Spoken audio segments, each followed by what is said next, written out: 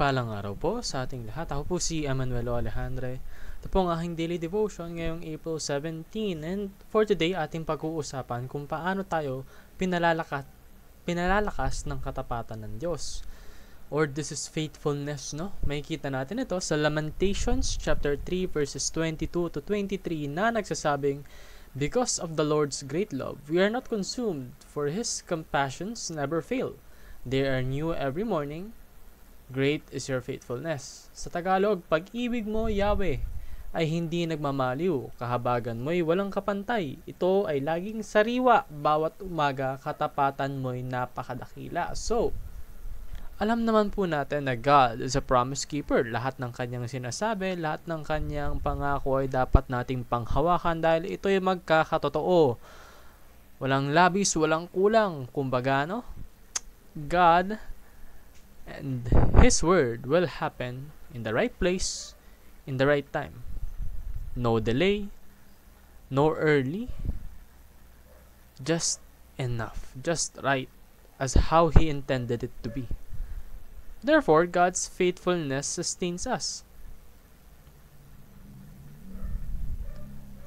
Si God po kasi meron siyang napakagandang ability na kung saan He is unchanging. Noon pa man, kahit ngayon, hanggang sa magpakailan pa man, hindi magbabago ang ating Panginoon. Kayang-kaya nating panghawakan yon. He will never change. Napakagandang He will never change because God is loving. God is forgiving. God is generous. God is omnipotent. God is glorious.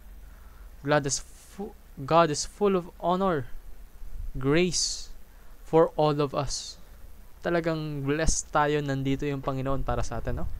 So let us remember how God has been faithful in the past.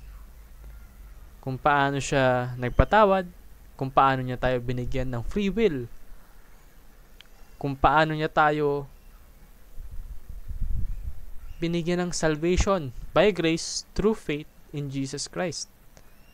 No?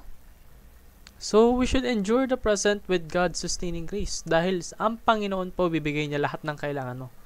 Hindi lahat ng gusto mo, kundi lahat ng kailangan mo. So, kung ikaw ay naghihirap ngayon, huwag kang mag-alala. Panghawakan mo ang salita ng Panginoon. Manampalataya ka sa Kanya. Gawin mo ang nararapat at ang kagustuhan niya at ikaw ay pagpapalain. So, face the future by relying on God's faithfulness. Yun lamang po ang aking daily devotion. Maraming salamat sa pakikinig. Pagpalain po tayong lahat and let us all give glory to God.